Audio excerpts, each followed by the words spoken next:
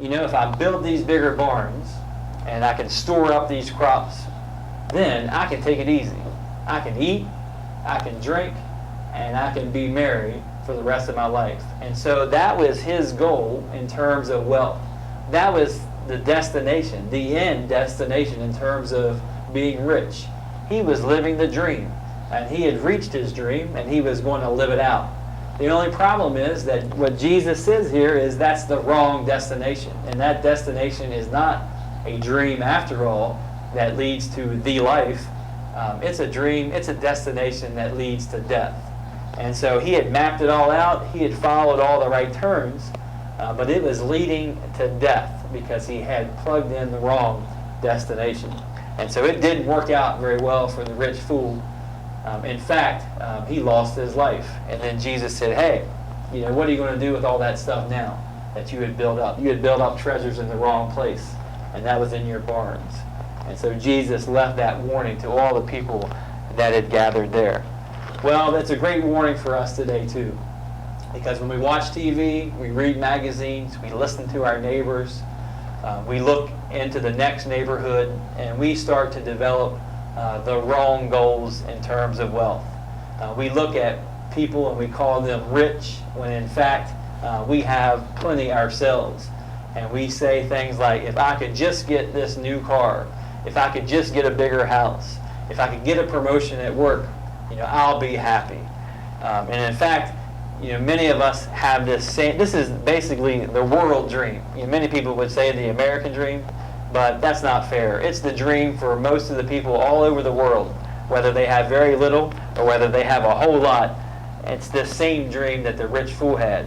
And that is, we look to the future and say, wow, I want to be so rich that I can eat, I can drink, and I can be merry. And we set that as our goal. And then we map it out backwards and we say, well, I need this kind of job in order that I can eat this kind of food.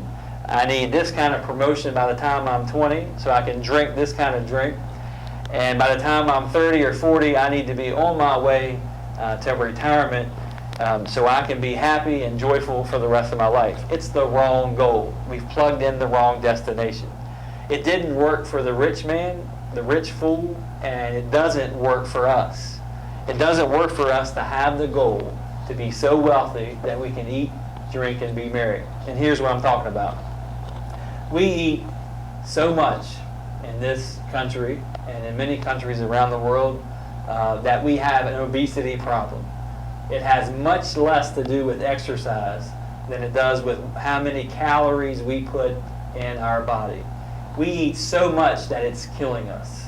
We have an obesity problem. Children, middle-aged, and adults, when we eat more calories than we need to maintain a proper and healthy weight.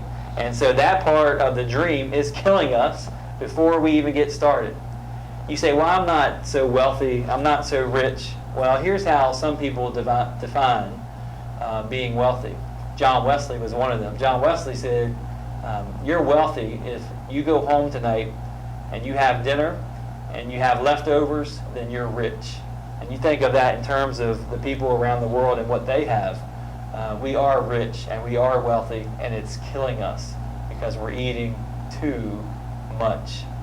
There was a study done that Americans eat $20 billion worth of ice cream in America each year. And if we could spend that $20 billion and spread it out all over the world, then every single human being on this earth would have enough food to eat to maintain a healthy diet. And we spend that much money each year on ice cream. Now, I love ice cream.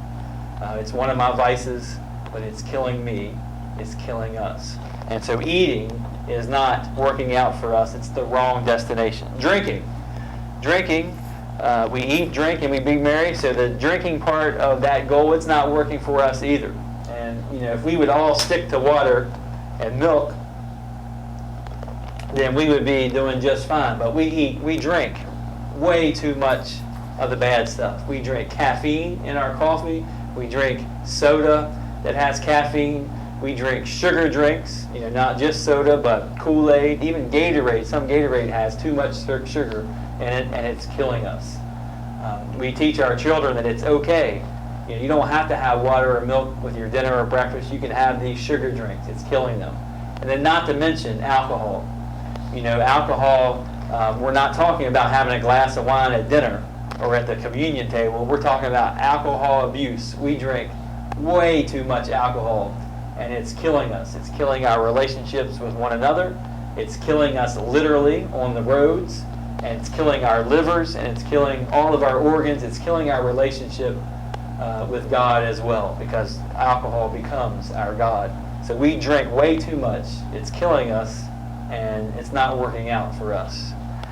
The last area is Mary. Well, if I'm eating all these rich foods and I'm drinking all these things that I shouldn't drink, at least I'm happy.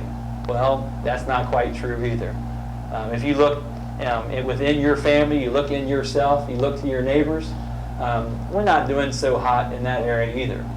Whether it's to the level of clinically depressed or you're just having a bad day, we have too many bad days.